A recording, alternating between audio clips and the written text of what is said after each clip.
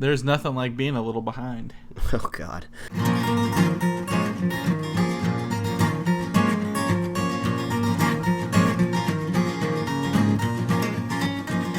A modern podcast where Chris and Mike talk about TV, movies, superheroes, and everything in between.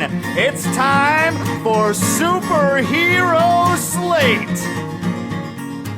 Hello, everyone, and welcome to Superhero Slate, the show where we run down the latest superhero entertainment news. We love TV, movies, and superheroes, so let's talk it all out. My name is Chris Dillard. And my name's Mike Royer. And Mike sounds a little sick there. Sick, yeah, sure. little nasally. This week we have the CW cast their Superman. Mm-hmm. S.H.I.E.L.D. finds a new director for next season. Oh, okay. The Suicide Squad. Oh, if I can jeez. get it right there. Oh, man, get it right. Yeah. Yeah, I need to get it right. It arrives this weekend and more. Yeah. Mike. So, if anyone's wondering, if you're any loyal listeners out there, this episode is going to be about a day late. I was out this weekend in Las Vegas for the premiere of the highly anticipated fourth Sharknado movie. How many people were there, Mike? 3, maybe 4? No, I mean it was intense. People love these movies. Like, and I think I just think it's hard to find them, but they're out there. Like there was some people, or the premiere was at the Stratosphere Casino, and if you happen to watch the fourth Sharknado, its opening teaser, which is like one of the longest like they've ever made, I think it's like 20 minutes until you even see the opening title, is the Stratosphere Hotel getting destroyed. So the premiere was at the same hotel that was destroyed in the movie, so that was kind of funny. But yeah, it was a fun time at the casino. We premiered it in the theater there, and well, I shouldn't say we. I didn't have anything to do with it. My wife. You were a guest. Yep, I was a guest. My wife was working very hard to plan this whole event, but yeah, it was pretty cool. It was exciting. And I'm exhausted, and I drank a lot, and there's lots of free libations. So, if you can tell, I'm struggling here today. He's suffering from his own personal Sharknado. But in that time, you texted me, and I don't know if it was the libations talking or not, but you have some news for us straight from the casino floor. Actually, it was the after party pool party. So after I have a couple adult drinks in me, I want to be everybody's friend, so I go up and I start talking to everybody. I saw one dude there that was wearing a blazer, but I noticed underneath the blazer he was wearing a Rogue One t-shirt, so I was like, oh, I can go talk to this guy. So I go over there and I start talking to him, and we talk about the movie a little bit. He actually runs a toy store, I guess, out in Las Vegas. He used to live in L.A., so out in Vegas, I guess he's got some sort of like nerd toy store. He said he sold like Star Wars stuff, Marvel stuff. So we kind of talked about Comic-Con a little bit like that.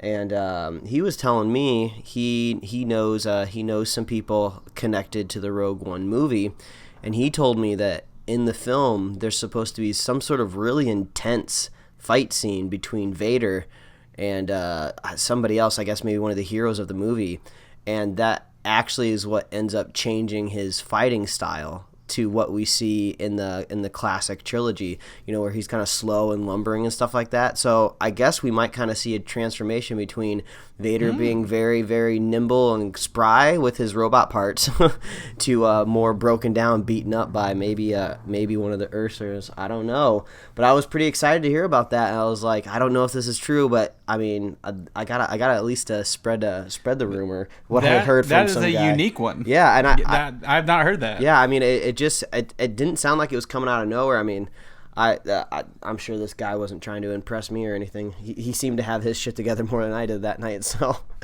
and then all right. Also, I got a chance to talk with the director of Sharknado, The Fourth Awakens, Anthony Ferranti. I think that's how you say his name.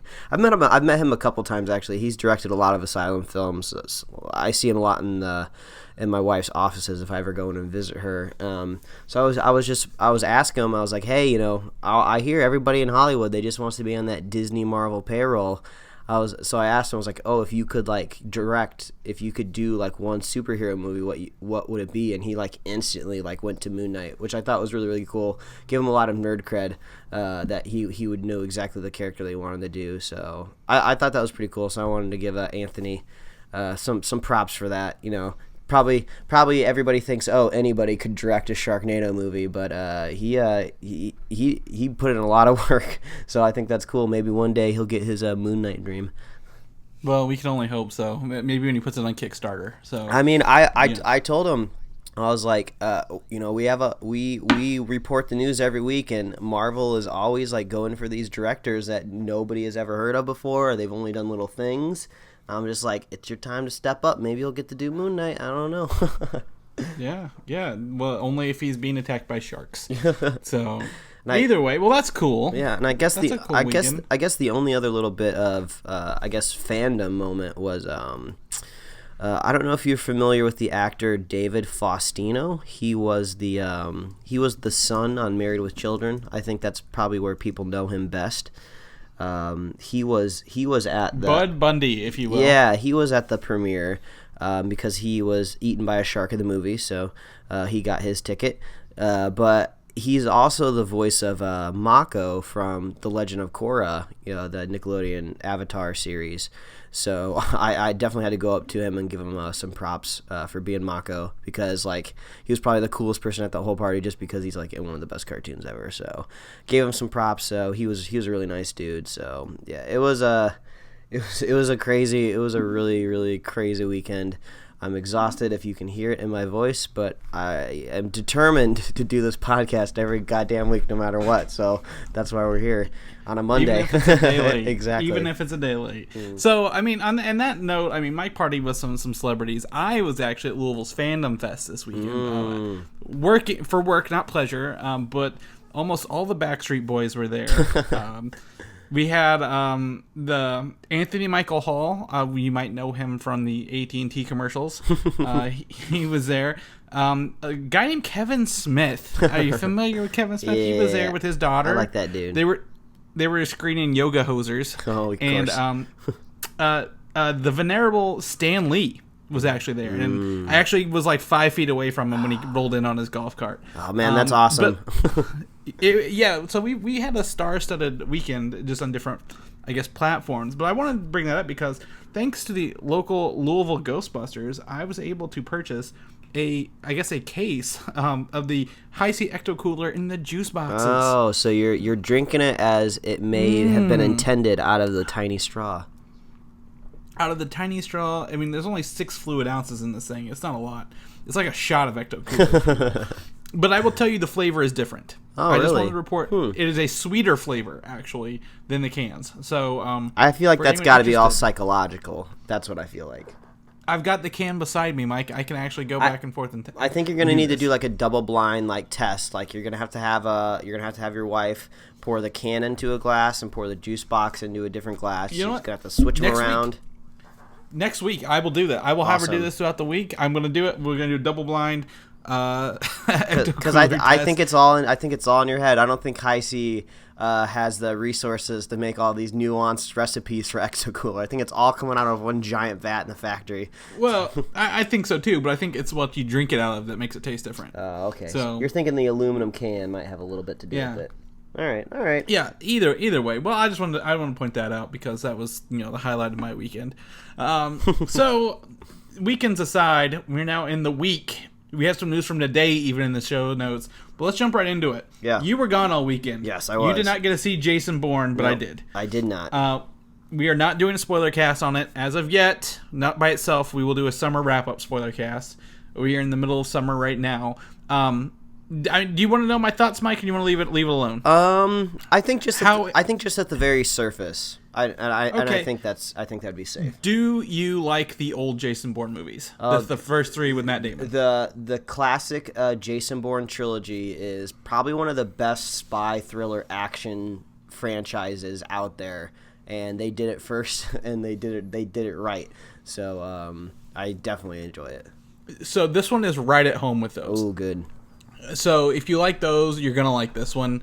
But it definitely shows its age with those other ones. You know, they're good at the time, but now things have done it better. Like the James Bond movies borrowed from it and kind of upped the ante a little bit. I see what you're saying. So it I don't know. It's good. Yes. So I think if you like the other ones, you should see it. But if you don't like the other ones, it's not going to change your mind. Do you think your viewing benefited from rewatching the trilogy before you went and saw Jason Bourne? Yes, because it opens with a lot of flashbacks from the other movies. And it also helps to kind of know that the second one, Supremacy and Ultimatum, actually take place at the same time. And you don't know that until you watch Ultimatum, like, that's going on. So, yeah, I think watching them again helped. I skipped the Jeremy Renner one. It didn't affect me. Yeah, that's probably a good idea. So, yeah, so it's good. It's yeah, if you like the other ones, you're going to like this one. So that's where we'll go with that. Nothing big. Have you ever watched Mystery Science Theater 3000, Mike? I have seen a few, and I understand the concept of the show. Okay, great. So I took a class in college called Bad Films, and we actually watched a lot of these without the commentary because we were not allowed to watch that version. But then we were able to go back and rewatch them with that commentary later, and it was a mind blowing experience for me because I didn't have access to this growing up. However, there's a revival of the show coming to Netflix. Oh, that's awesome. Well, I knew the show was coming back, I believe it was even kickstarted, or maybe it was on Indiegogo or something. But I think up until now it was in limbo of where you're going to be able to watch it. So that's Netflix. That's a huge win. That's a huge win for them. I mean, I have my notes here. It's the best home for it because, I mean, how many bad movies, B movies, C movies are on Netflix you can watch already? Exactly. And you know, that's the place you just want to go home, watch a B movie, and have someone funny comment on it. So I think that's going to be a great thing, and I hope Netflix keeps it going. Like, it's just kind of the distributor right now, but hopefully they can give them some money to keep the series up and going for a couple of years. Yeah, so. The new host of MS3TK. Oh, did I get that right? No, but that's okay. Close enough. What's his name? He's on. Wow, you're on the ball. He's on the Nerdist podcast. He's Chris Hardwick? No, not him. It's one of his friends. Why can't I remember? I shouldn't have brought it up because I can't even remember his name. I even tried to Google it, but like I'm having problems like understanding how to use my motor functions after my weekend. Anyway, this will be interesting. Yeah, I definitely think so. For those interested in B movies, C movies, I'm definitely excited to see what it is. So that brings us to our next point. Netflix, Agent Carter is not coming to Netflix. Oh, why do you have to give me this bad news? Well, because they kind of told us why. Agent Carter and Netflix just couldn't get along, but it's not because of them. It's because of how distribution works around the world. Netflix wants original brands, and worldwide distribution for Agent Carter is actually kind of an issue since it's owned by ABC and so on and so forth. I don't know these legal details, but that's why it wasn't picked up, not because they didn't want it per se. Gotcha. If you will. So we're sad Agent Carter is not living on, but maybe they can find some one shots to fit her into down the road. I think that's almost poetically correct. That's not. I'm so bad at words today. All I'm trying to say is she kind of got new life after the Captain America movie from a one shot. So it'd be kind of cool to wrap things up with a one shot. And to go back and note, the guy's name is Jonah Ray. He's a stand-up comedian. He's there been you stuff go. that. So there we go. Oh, all right. Let's keep this train rolling before I fall off of it. Yeah, this is you're gonna be off the wagon. We're gonna keep rolling with this Netflix theme. Can you see kind of how I got it laid out here? Yeah, I see. So Netflix says that they want to make more Marvel movies faster, or shows, not movies, shows. So they want to get to 3 a year, but it probably won't happen until 2018 when we have confirmed Daredevil and Jessica Jones sequels appearing. I mean, I'm totally on board with that. It seems like now they kind of have an idea of how these shows work and how Netflix and Marvel are working together. So I feel like that's something that maybe they've wanted to do for a long time, but now they finally can. I think that would work out well. At the beginning of the year, we could get a spring show, get a summer show, and get a fall show. I'd love that. Yeah, I agree, and I think it helps pad the spaces in between the movies.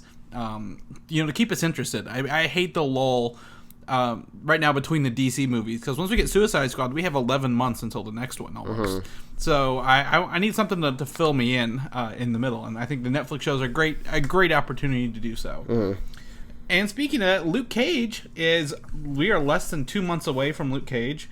and every episode is named after a Gang Starr song. A star with 2 R's.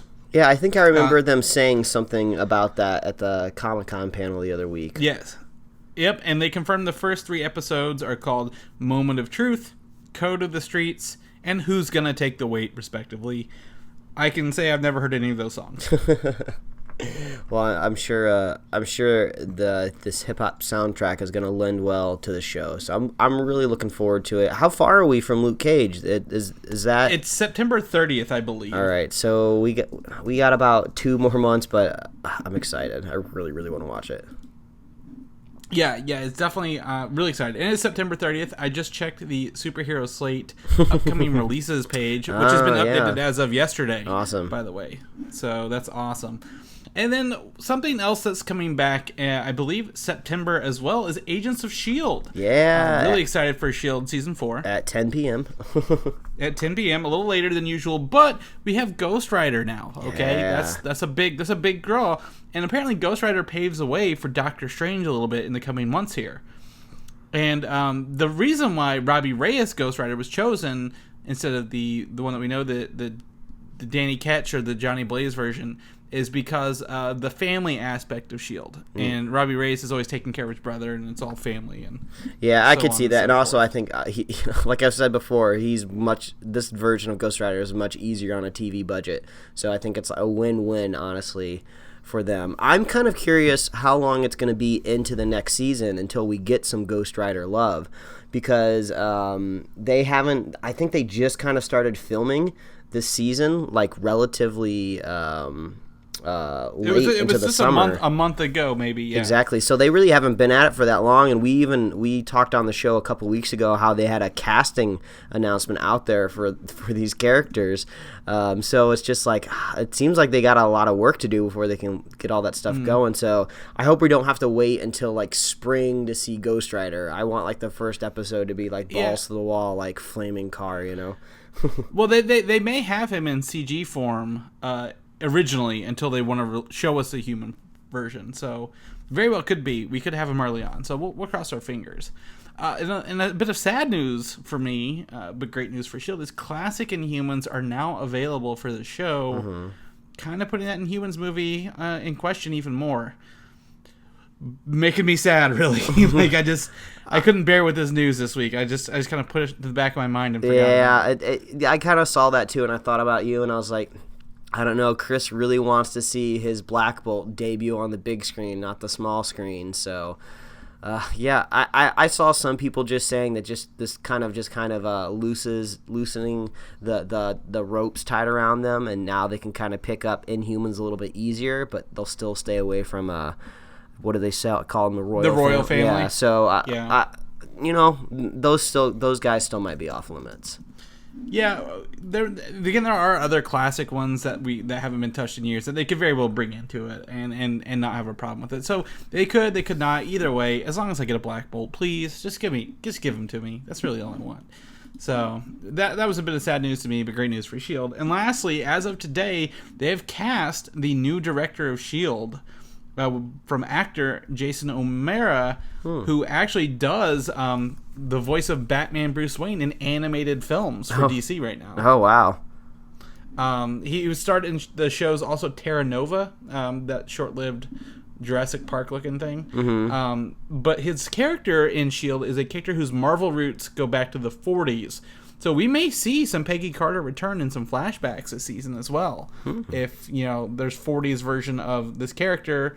I mean, it could be a direct descendant of some of those characters. Yeah, maybe that we saw in Agent Carter. Maybe it's like a son or something of like a Howling Commando, possibly. Or maybe even Agent Sousa could have had a kid if he didn't end up with Agent Carter. Yeah, maybe. So on and so forth. Yeah, that's a good point. I like that idea too.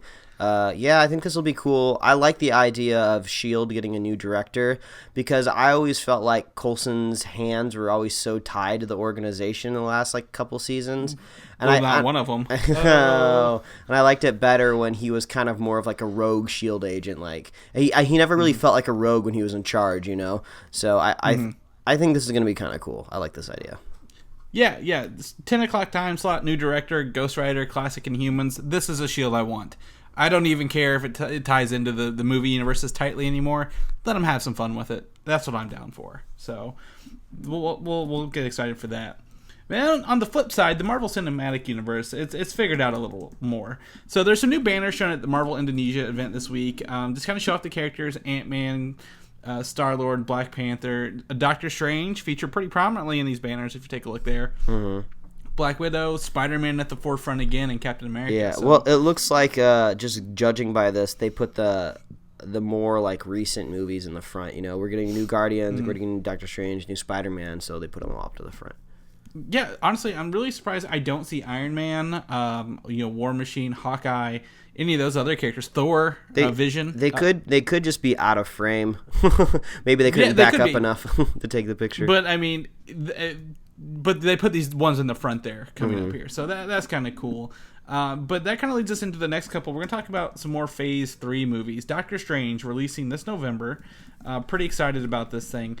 It's actually, Scott Derrickson, the director, says it's the first step for the Marvel Cinematic Multiverse. Oh, really? So, yes. So, what does this mean on the whole? Some people have speculated that the new Fox Marvel team-up TV shows are maybe in different multiverses of Marvel, and that this opens up a door for X-Men to come over later, if they want to, or even different versions of other characters crossing over. If a Miles Morales Ultimate Spider-Man, if you will. Yeah, I'm trying to see why a movie universe would even need a multiverse. I get it in the comic books because the lore in the comic books of these characters have been around for literally decades. You can't just kind of restart the universe and start these brand new stories. So it makes sense for like a comic book universe to let's just make an ultimate universe, and we'll just make new origins for these characters, and we won't piss people off that have been following the core 616 universe for the longest time.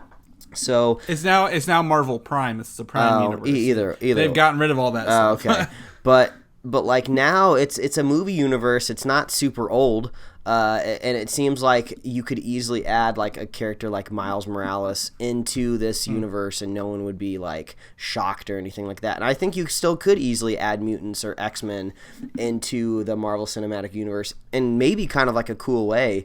Maybe try to find a way how have mutants always been out there, but we just haven't been addressing them before. It'll be curious to see how that works out. Yeah, I mean, I don't think so much as the Ultimate Universe, the Ultimate Universe will come over, but at the same time, I do see it more as easier way for X-Men to merge in if they ever needed to, because or even Fantastic Four, any other properties if they wanted to merge. Because they've built kind of a huge history on Marvel, going back, to World War I, even the Asgardians coming down with the Vikings. So they've built a long history. So if they ever needed to all right, we need to bring these exact characters in their exact situations into our universe, we have a loophole now that kind of does that for us. So I don't know if we'll ever see it explored, but it's good to know that they're looking at the options, and we might see some of that in Doctor Strange. So cross fingers there. Guardians of the Galaxy Volume 2 got some news from the director and so on and so forth, James Gunn. Baby Groot remembers past events. Okay, so now we know. He's kind of like Spock in The Search for Spock. He knows what happened beforehand, but he may not, he's in a different mindset, kind of like a baby mindset, I guess. Yeah, so I think that kind of makes sense. He's kind of got to I never really imagined Groot dying and then a new Groot growing. I was just he reverts back to a child until he kind of grows back up. So yeah, it's very, very much so. I totally agree with that. I liken it to Digimon, if people understand that reference. But also, the biggest thing from James Gunn was that there are no Infinity Stones in Volume 2. So that means we probably won't see any Thanos, I would imagine. Exactly. He did confirm there's no Thanos in this movie as well. But it does take place, a couple months after the first one, so there's no need to have Thanos that soon in there. So we're gonna see how all the Guardians timeline matches up with the Marvel Cinematic Universe timeline. We don't know how that lines up just yet. Yeah, I have a theory for Guardians of the Galaxy Volume 2, which are always fun to throw down because we can see if they pan out. I'm gonna think one of two things is gonna happen in this movie.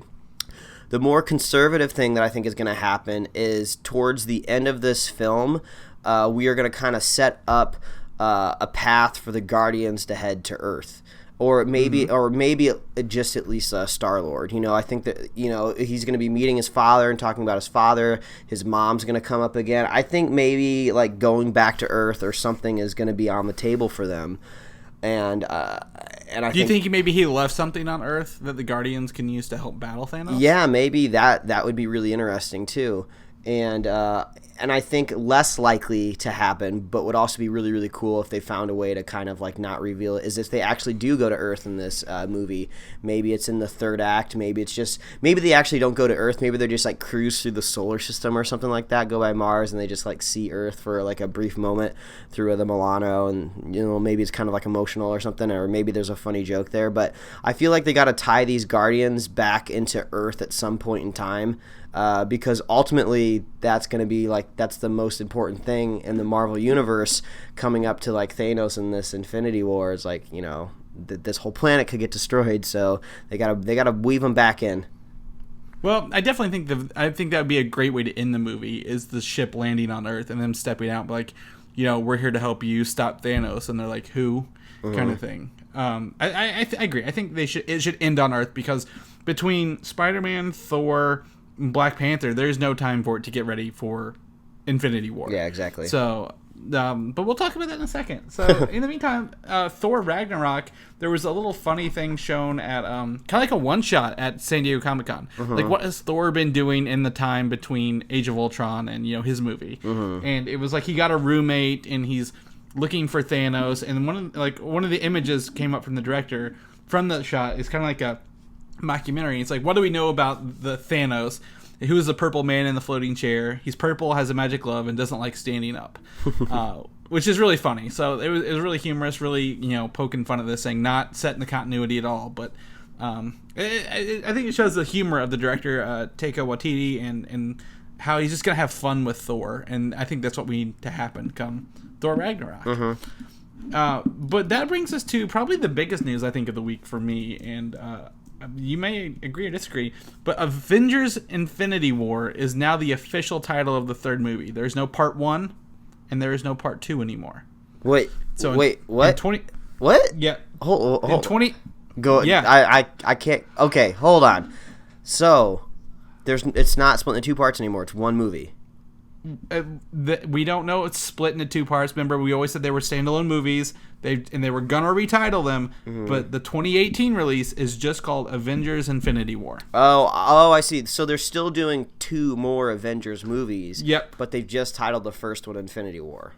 Yes, the third one is now an untitled Avengers movie. It will still be a year later.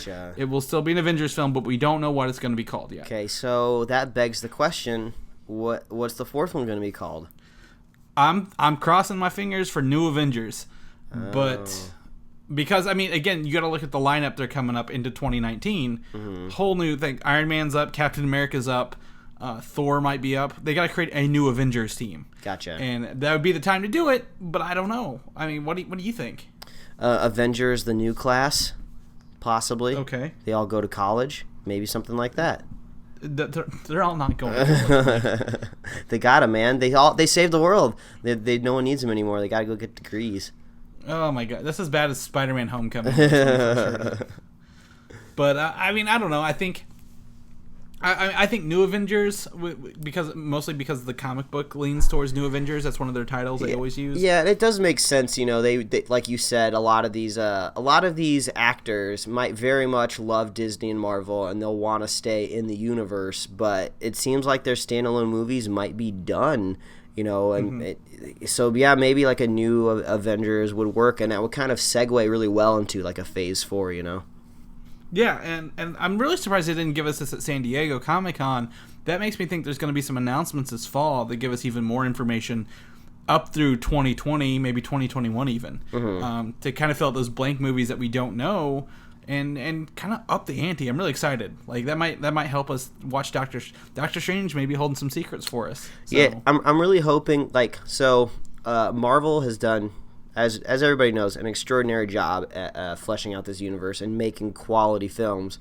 But I'm hoping they still also can learn from their mistakes. I think it's kind of unfortunate Age of Ultron wasn't as good as it could have been, and it seemed like the studio wanted Joss Whedon to do specific things that maybe he didn't want to do. There's a lot of stuff that had to be handled in that one movie. So hopefully splitting up Infinity War Part 1 and 2, whatever that second title is going to be, splitting it up in half is going to be good. We'll have 2 standalone stories. Things will have to be rushed and crammed. I want let's make Avengers great again. that first Avengers movie is still it's on the top for me. It's so good. I love it. And Ultron was it was a little messy. There was fun, awesome action scenes, but I just wanted a little bit more. All right. Well, I think you have to look at how Age of Ultron changed to Civil War. When Marvel Studios went under Disney instead of Marvel Entertainment, we got Civil War. Probably actually the best Avengers movie out there, in my opinion. And I think the Marvel Entertainment was putting the pressure on the Avengers too, but Civil War was that much better. I think they learned a lot in that year, and I think we're gonna have great films going forward. I think Disney is going to give us the movies that we want to see.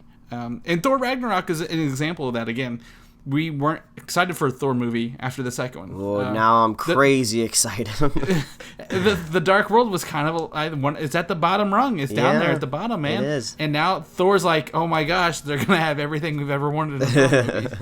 And so I don't know. I'm hopeful. I'm excited. I think they're gonna do it right.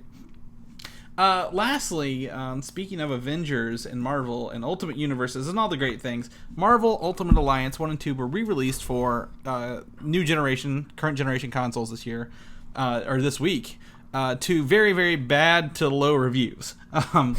Because it was a port, it wasn't a remaster, so they just essentially re-released the games with a couple, things fixed, but the first game doesn't include any of the DLC. The second game is a little better than the first, but it's still eh. And the PC versions really don't work. They don't read Xbox controllers or anything like that. It's a mess. So I went and bought it, and I'm excited because the director of Marvel Games, who took over and is starting over with the new PS4 Spider-Man game, has taken up all these complaints and stuff within the first couple days and you know what? We're listening to you. We're going to get with Activision, and we're going to fix this. And they've already announced all the DLC is going to come back in the first one. They're going to make sure and stick to these releases and make sure the games work. So good. If anyone's heard any bad things, they're on their way up, and that's within less than a week. It's always good to have video games that work. Yes, we're looking at you, Pokemon Go. You suck. But that's another story for another day. But Ultimate Alliance, I have to give it my thumbs up. I bought them both, 2 for $60. I'm hoping it funds the third one that we so desperately need. And in that case, before we start our next one, I'm going to crack open this other cooler. It's a habit now. But have you ever watched The Rocketeer, Mike? It's been an incredibly long time. I honestly don't really remember anything in the movie. I know that costume is iconic as all hell, so I know exactly what the Rocketeer looks like. So, yeah, everyone knows what the Rocketeer looks like. The movie was actually directed by Joe Johnston, who did the first Captain America movie, and he designed the Boba Fett costume. Fun facts for you there. The sequel for the Rocketeer is now in the works, and it takes place 6 years after the original. And the lead is a female who becomes the Rocketeer after the original one goes missing and takes up the Rocketeer equipment mantle to keep it out of the hands of the evil guys, apparently. Well, that sounds interesting. I guess we just got to see what happens there. I mean, this is kind of along the lines of when we talked about, the Ghostbusters sequel announcement reboot a year ago. We weren't really too precious on it, so we weren't too worried about it. So, yeah, no one's really clamoring for a Rocketeer update. So I don't know. We'll have to see kind of how this works out. If it goes with it, it might just be kind of one of those things that just happens and we miss it. Kind of like the Sin City sequel I didn't see. So, oh well. Do you like yourself some Han Solo? We have fans out there who love Han Solo. Do you like Han Solo? Who doesn't like a little Han Solo in their life? Well, speaking of little Han Solo, the actor Ella Alden Ehrenreich has signed up for 3 movies, possibly lending a trequel of Han Solo films rather than just a standalone one. I don't. All right. So I don't know how I feel about this. Just because I feel like we've already tried the trilogy prequel thing, right? It was called the Star Wars prequels, and it didn't go very well. Well, they're 50-50 on prequels right now, Mike. Give them some credit. Yeah, or trilogies. And I mean, like, I don't know. This is just my personal bias, so I'm sure there's a lot of people out there that have no complaints about it at all. But usually, prequel to anything, I'm always not as excited for it as I would be for something new, because I know what ends up happening to Han Solo. I know his ending, and I kind of know his middle too, because his middle would have been the original Star Wars movies. So I guess we're getting a glimpse of his life that we haven't seen before. But the Kessel Run, of course. Yeah, but ultimately you kind of know where it ends up leaning. So, and like all of the really cool stuff in his life would be cool to see. I don't know. This is just my weird like prequel biased of any type of movie. It doesn't have to be Star Wars. So, what do you think? So, he signed on for 3 movies. I think they're gonna flesh out the first one, see how it feels, and then see if they want a trilogy or not. Mm-hmm. I could totally see him, like, if they don't do a trilogy, maybe he pops up in another couple other movies that they try to set in this time frame. But they shouldn't set any more movies in between 3 and 4. Mm-hmm. They should just leave it alone after this and be like, all right, we're going to focus on the future. But to cast Han Solo, that's a pretty big deal. I think they're going to milk this guy for all they got out of him. Yeah, I guess that's true. Yeah. Like, if he's working well. But they don't need a trilogy where it's like Han Solo one year, Star Wars the next, Han Solo again. Yeah, back to Star Wars. Yeah, that's too much. It's a little much. I really like the idea of the mix-up. We get the Rogue One, we get one Han Solo, we possibly get a younger Obi-Wan. That would be really cool. Yeah, we don't need to be Han Solo saturated. Yeah, I agree. And maybe if they do a Boba Fett prequel, maybe he pops up in there for a minute. Yeah, I don't know. But, yeah, it's a little weird. Oh, well. But also, Han Solo does not appear in Rogue One, so we don't have to worry about that. That's not one of his movies. All right. I wasn't really worried about it. I didn't think of it anyway. Because it literally takes place, like, the end of that movie supposedly ends, like, 5 minutes before A New Hope begins. Mm-hmm. So, like, he wouldn't have been a part of that anyway. Either way. Now, this week, we actually are going to go see Suicide Squad. Yeah? Are you doing Thursday night? What are you doing? So I got tickets last Thursday for this coming Thursday at 6 p.m. They're getting earlier. Nice. They're getting earlier every time. So 6 p.m. IMAX. I don't know if it's 3D or not. It might be. I didn't look. I just chose the first showing. But definitely got my tickets for 6 on Thursday. What about you, Mike? What's your viewing plans? I haven't snagged the tickets yet. I'm not super worried about not getting tickets because I haven't decided if I'm going to do Thursday night or not, just because we've been so busy in this household the last couple of weekends and weeks. So like maybe we'll shoot for like a normal like Friday night.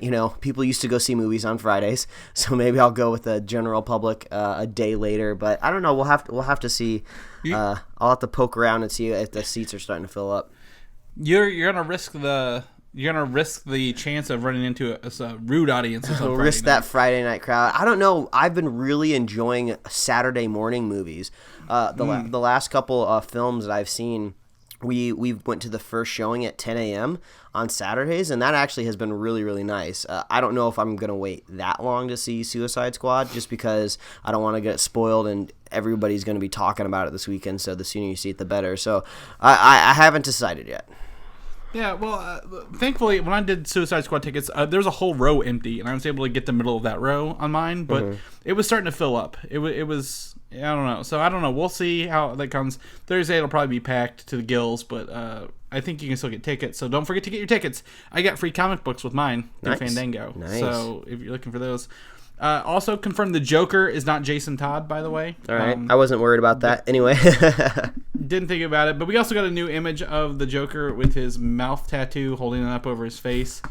Like, there are days where I'm excited for Suicide Squad, and then I see something like this, I'm like, what the shit am I looking at here? So I mean, like, thankfully we can. I feel like I can only reiterate this like so many times, and give me one more time since the movie's not out yet. I feel like there is a very elegant way you can easily explain all these tattoos on him, except for that stupid one on his forehead. So it's like, I don't care if there's a tattoo on his hand. It actually kind of looks kind of cool. I could see the Joker having like a maniacal laughing tattoo on his hand, but like, get that one off your forehead, please. I don't know. I hope they explain it well in the movie. Yeah, we'll have to see. Again, I think that's the best part about this movie.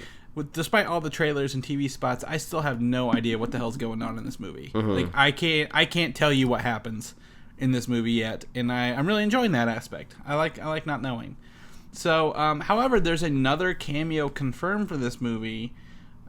Do you want to know who it is? No. Don't tell me. Don't tell me. Okay. You just said that you don't know anything that's happening in the movie, so don't try to give me more info. This does not affect the outcome of the movie. This is very early on. Does not affect the outcome. That's why I asked. So, well, it's fine. We'll leave it alone. If you guys want to know who the cameo is, you know how to get a hold of me on Twitter. Or wherever I am. I don't know. Not Facebook, because Mike can read those messages. Don't go there. The sidewalk. However, also in our typical PSA here, mid-credit scene is confirmed. There is no post-credit scene. Gotcha. So once you get to the very, very end, when you start to see the soundtrack and the people that provided the music for the movie, that's basically going to be the end of there. There's nothing going to be after that. You've stayed too long at that point. So you can stay as long as you want, but as of right now, there is no post-credit scene confirmed, as no DC movie has done that to date. So, yeah, I guess that's not a thing. Speaking of DC movies, Wonder Woman actually had its first TV spot released already, and I think that's a little early. What do you think? Yeah, I think it's a little early. We just got the first trailer. Like, what are they doing? I refused to not watch it, so... Well, it comes out June of next year. Mm-hmm. So, June 2nd. We have a long time. I guess, 10 months from today, I guess. So, I'm like, why do we need TV spots now? People know who Wonder Woman is. However, my wife was sitting beside me and I was watching it, and then the theme song, she's like, what are you watching? Then the Wonder Woman theme song from Junkie XL kicked in, and she's like, oh, it's Wonder Woman, isn't it? Mm-hmm. So people are starting to associate that really funky sound. Dude, I love that funky sound. I mean, we can complain all day about BVS, but yeah, I really like the vibe of that music. Obviously, it didn't fit with a lot of the tone in the movie, but just attaching it to Wonder Woman's freaking rad. It's like, I can't really mimic it very well, but I think it's kind of like this. It's like this weird action espionage like noise that I can't really pinpoint, but I love it. Yeah, it's got that kind of a tribal feel, but like a guitar tribal feel. Yeah, I guess. But if I end up making a parody trailer, I'm gonna get you to do the sound effects. That's all I got. I'll stop embarrassing. It's all right. You're fine. If we're not here to embarrass ourselves, then what are we doing? So yeah, Wonder Woman TV spot. You can click on it and watch it. Same footage from the trailer. Nothing new really. I got nothing new out of this. Aquaman. Some fun facts for Aquaman the movie. James Wan and Jeff Johns actually wrote the treatment for Aquaman. I like saying that. So, James Wan, Jeff Johns. I feel like it kind of rhymes. Yeah. So Jeff Johns. Which brings us to our next point, is now been announced the president of DC Entertainment. Wow, that's awesome. He's moving his way up, man. He does great comic book stuff. He's written for Marvel before as well, but it looks like he's kind of heading off DC in every aspect. Comic books, TV, movies, whatever you want. You go to Jeff Johns, man. That guy's going to be busy. Yeah. Because he's still writing books. So, I don't know. I mean... You got nothing to say on that? I want to see him and Kevin Feige like in a dodgeball game, and they pick like their favorite actors from their movie universes. I'd love to see that. That'd be so hilarious. Yeah, I would love to actually see Jeff Johns work on the Green Lantern movie. Mm-hmm. Because the only Green Lantern, or I guess the only DC comics I've read were Green Lantern Rebirth, and that started me into the Green Lantern War of Light, and I read hundreds of Green Lantern books at once because Jeff Johns actually wrote that, and he kind of got me back into that, or got me into that to begin with, and I think that's really cool. So I'm a big fan of Jeff Johns, so I'll give him that. Supergirl is coming to the CW this fall on Mondays, and we still have not watched it beyond a couple episodes, I guess. Yeah, basically. The pilot and the episode The Flash popped in, I believe. Yes, which had nothing to do with The Flash. It affected The Flash very little.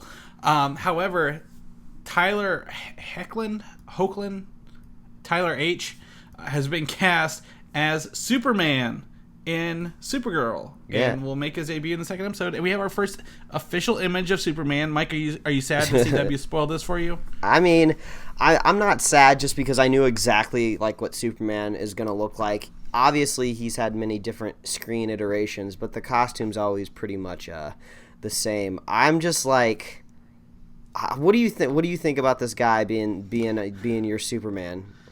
So, from this angle and this lighting, there's something about like his eyebrows look really weird, like the way they cast shadows on his eyes. I don't think this man looks like the typical Superman archetype. Which, I mean, I'm not trashing the dude. It's not like he's like a bad looking guy. Like, I'm not saying like he can't like he doesn't lift, bro. But I mean, like he just doesn't seem to kind of like fill out the costume very much, you know. Like, I think Superman's always kind of had that just like ridiculous like upper body. He's basically like, you know, he's like a god, and this guy doesn't kind of remind me of a god at all. He looks like a guy that might make me like a pizza or something, you know. Well, he looks like a chef. This is I mean, we're used to the Diniverse versions, which are the animated cartoons where it's very triangle shaped torsos, like broad shoulders, narrow waist kind of deal. And this one kind of matches, you know, the TV. This is TV Superman, and that's how he feels like. He doesn't feel like movie Superman. Yeah, he feels like TV Superman. He's a lower budget Superman. He is. However, I just added a note to our link to our show notes here. Mike hasn't seen this yet. The Clark Kent version of this actor looks very, very much like a Clark Kent. Well, I think it's because his glasses are covering up his giant eyebrows. So I think that's evening things out a little bit for us. Yeah, there's definitely a little bit of, I don't know. He looks better. I think this is a bad image that they gave us. I think he's going to look better on TV when we see him. So if you guys want to take a look at it, see him besides Supergirl. The fabric looks the same on their costumes. It's a cool costume, I have to say. Their costume department did a really, really great job on Superman's costume. Just the dude inside of it, I'm not sold yet. But honestly, we haven't really been sold on Supergirl to begin with anyway. That's going to be up to the CW this year. Yeah, so yeah, hopefully he plays off well. I got no qualms with him. He doesn't offend me, Mike, if you will. So that's our take on Superman, the TV version. Speaking of the CW TV shows, Legends of Tomorrow has said that the Justice Society of America will operate from the 1940s. Is actually where they were in the comics. So I think that's cool that they're going back into the 40s, I guess, maybe, or maybe pulling them from the 40s and getting a little bit different there. All right. Cool. Are you familiar with the Justice Society of America? Vaguely, but yeah. It's the first team of superheroes in comic books. So this is before Justice League. It features, the original Flash, the one with the metal helmet, Jay Garrick, Hawkman, the Owl, the original Green Lantern, who wasn't the Green Lantern that we know and love today. A bunch of old comics. This came about in the 40s, 41. It's the first team up ever of superheroes. I mean, I think it makes sense if you have a TV show where basically time travel is the game of the week. You might as well do fun stuff like that. So good on them for just going for it. Do you think it's going to be a little difficult to explain in the TV shows? Like, there used to be a Justice League or Justice Society of America in the 40s, but superheroes aren't really a real thing now until the Flash appears. Nope, it doesn't matter. They'll just say it's like some sort of weird universe-bending thing, Flashpoint. I don't know. They always have a way to explain it. They figure it out. Superheroes. There you go. So Justice Society of America will be from the 40s. Great. Glad to hear it. The CW also has confirmed that the focus of the 4-show crossover this fall will focus on Supergirl. I think that's gotta find a way to answer the question. I'm hoping in the fall, episode 1 of Supergirl, we get this answered right away of, is she still going to be in that different universe, or is she going to be pulled into the same planet they all live on, Mm-hmm. Yeah, it's definitely interesting. We know they're an alternate universe. We know they want to bring them together because synergy is really a good thing for the CW right now. And they probably spent a lot of money on Supergirl. So definitely interested to see how that plays off. Again, we have Flashpoint affecting other shows. Again, it comes back to the Flash. The Flash will affect a bunch of shows, but the Legends of Tomorrow team can traverse time and space and all this other stuff. So who knows what the hell is going to happen. It's all going to be new to us. So that's exciting. Justice League Dark, we have recently announced is becoming an animated movie from DC. However, they did a Swamp Thing animation test showing what the Swamp Thing would look like before, they created an animated movie of him, I suppose. So if we did a real live action Justice League Dark, this is what Swamp Thing would look like. And we have the video link on Vimeo down there, Mike. Yeah. And what do you think? He looked pretty badass. I mean, I still all the nerds out there just imagine, they daydream what that Guillermo del Toro Justice League movie would have been like. The kind of like the bad guy Justice League. I guess it's just like a Justice League full of anti-heroes, basically, right? Mm-hmm. Is what it would have been. And like seeing this swamp thing, I just got an awesome vibe of it, where it was almost just like, this is like a monster who looks like it would terrify you in the middle of the night, and it would make you like scream bloody murder, but he also might try to save you. So I love that. It's kind of like a Hulk. I mean, it's like a taller Hulk, if you will. Mm-hmm. Like maybe if Hulk had moss growing on him. And I think visually he's more interesting than the Hulk. So if you say you had like the swamp thing doing similar things in a movie that the Hulk has been doing, I think it's even cooler, because he's got like these vines and stuff, and there's probably always water dripping off of him. So I'm sure that looks really, really cool on film. Yeah, it would have been definitely interesting to see, and I'm sad we don't get to at this point, but I'm glad he shared this animation test with us.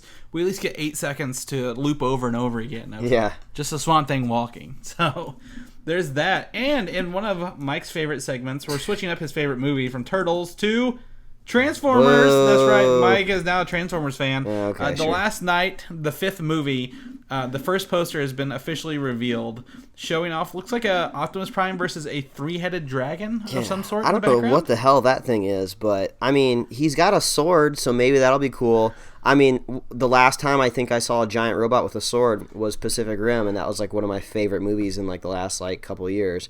So I don't quite think it's gonna go that route, but like I could see him slaying some dragons.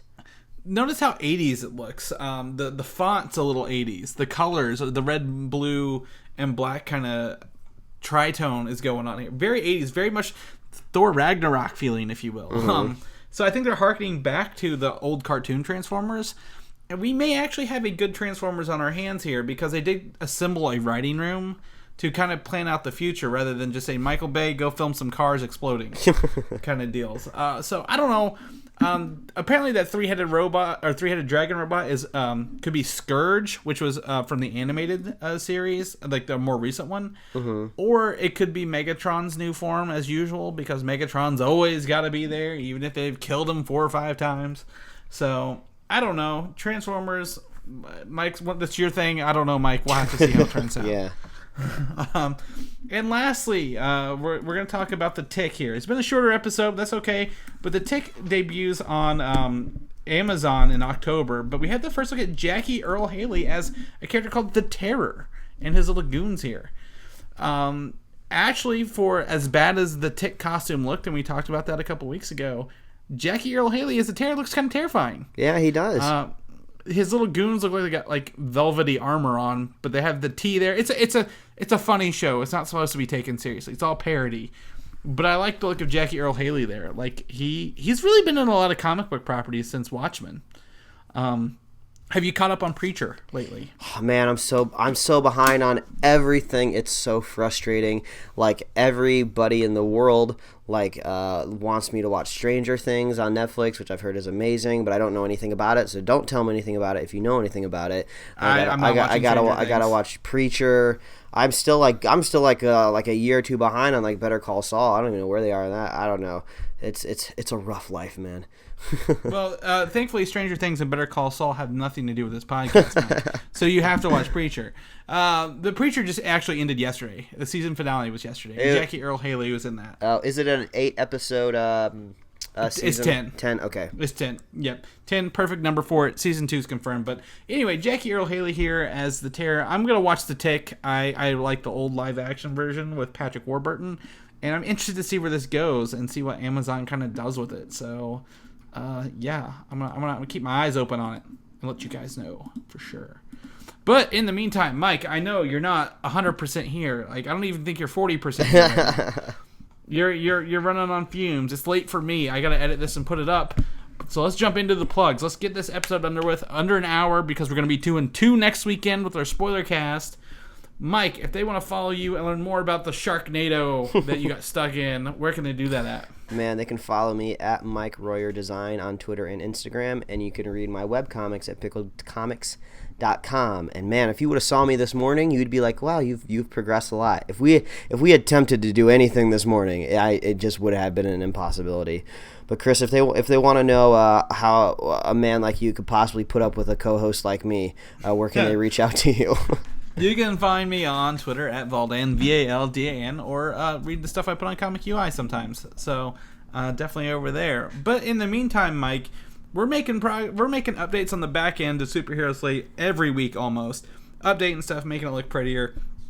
But if they want to, find more out about Superhero Slate, where can they do that at? Well, as always, you can visit superheroslate.com. That is the best place to find all the outlets that we put the show. We are on iTunes, YouTube, Google Play, SoundCloud, Stitcher, Tumblr. You can subscribe to us and get us right in your email inbox. You can like us on Facebook, and you can follow us on Twitter. And guys, if you're a fan of the show, guys or girls, feel free to head on over to iTunes or any place you listen to the show and leave us a review. We really, really appreciate that.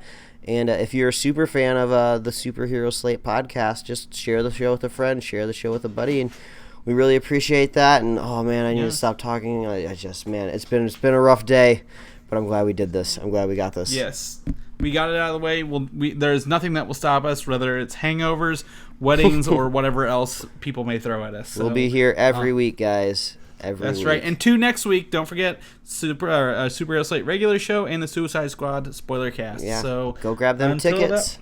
Yes, get your tickets, and I guess we'll see you guys next week. All right. Bye, everybody. Bye.